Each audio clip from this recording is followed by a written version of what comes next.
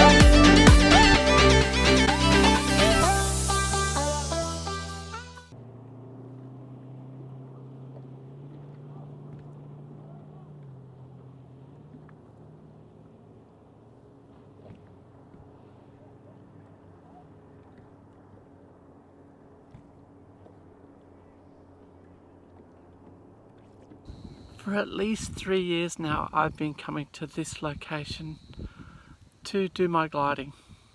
This is Lake Keepit in New South Wales, and it's only about 450 kilometres from Sydney, but in city driving and across the terrain that is in between Sydney and here, that's typically a 6.5 hour drive, and sometimes with weather and road accidents and so on, it's taken me as long as 9.5 hours to get here.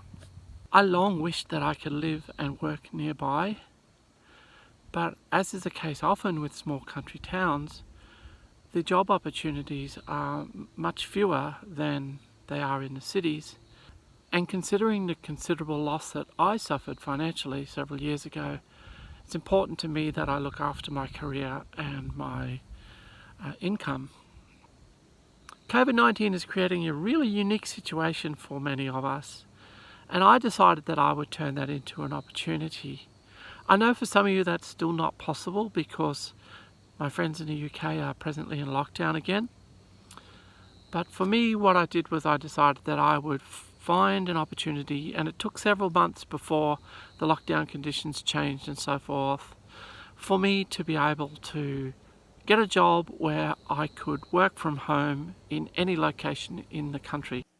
The location I chose to live in is the small regional town of Gunnedah, located on the northwestern edge of the Liverpool Plains.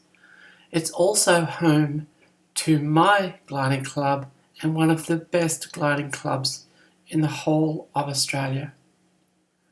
For those of you who are at the Women's Worlds or saw the videos on this channel from the Women's Worlds, you'll be very surprised to learn there's an actual lake and everything's green and there's no dust storms.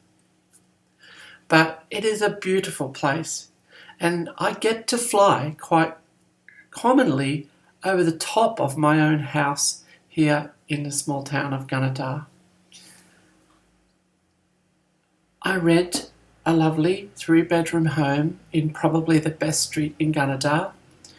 I have vegetable gardens, native trees, lots of birds, and I'm able to participate in my passions of gardening and all my other pursuits and live in an environment that's quite different to the tower I originally lived in Sydney, or the townhouse I lived in a little later, which some of you have seen in other videos. I get to pursue my other passions, such as amateur radio and all of my tech pursuits that many of us have. What I'm hoping now is that employers in the future will realise that many of us have a preference for working from locations, such as Gunnedah, where I live, which is 28 minutes away from here. And we can still do our jobs incredibly well. In fact, there's a lot of evidence to show that for some of us, our productivity has increased dramatically, and overall the workforce's productivity has increased dramatically. So from a workplace standpoint, I think it makes a lot of sense to allow people a better work-life balance. So I'll talk about my situation first. I was unemployed for 10 months after a significant loss, which represented quite a bit of hardship for me. I got a really good job working for one of Australia's big four banks. They said I could work from anywhere. My initial choice was to stay in Sydney where my job options were better. But as I got further into that project and the work hours became longer and the stress higher, I decided I needed time for me. It didn't make sense to work 16-hour days and then drive 6.5 hours each way to what I call my escape, my gliding.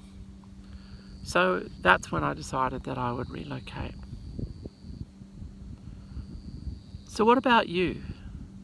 Is there an option for you? Is that something you've considered? Would it provide you with a better work-life balance?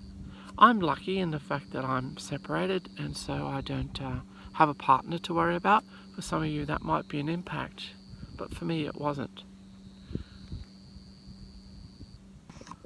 For me though, the positive is being able to come out to spaces like this and get some me time, especially if it involves flying.